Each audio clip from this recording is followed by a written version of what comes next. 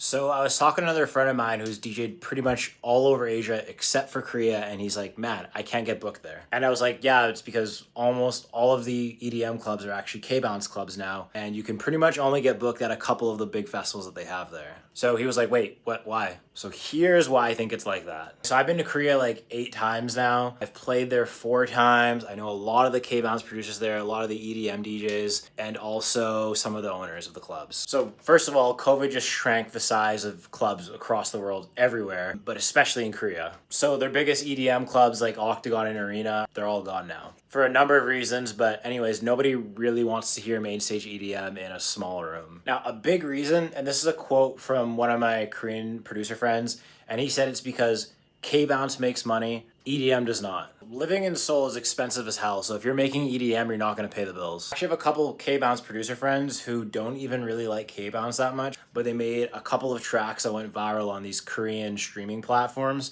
and they ended up making upwards of $250,000 on a single track. Then they did that a couple more times after that. I don't personally know anyone in EDM that's making anything like that off their music. Maybe like a Diplo, DJ Snake or whatever, but no one else is making that unless they got, a big TV placement, movie, Netflix, something like that. It's kind of like that music that's like peak Asia aesthetic. It's got like girls dancing to it. It's a little bit cheesy, and you'll see it on these streaming sites or like on Douyin or something like that. But it just works. But also, and this is a quote from another one of my friends in the K-bounce scene, and don't come for my head for this one, but K-bounce is also really easy to make. There's a low barrier to entry. It's supposed to be a little bit cheesy. It's simpler, not as many elements, so pretty much anyone can do it. So everyone is doing it. So if you're an EDM DJ trying to get booked in Korea, it's really hard right now. But I do know of some EDM clubs popping up in Seoul now, so maybe we're gonna start to see more EDM acts getting booked there.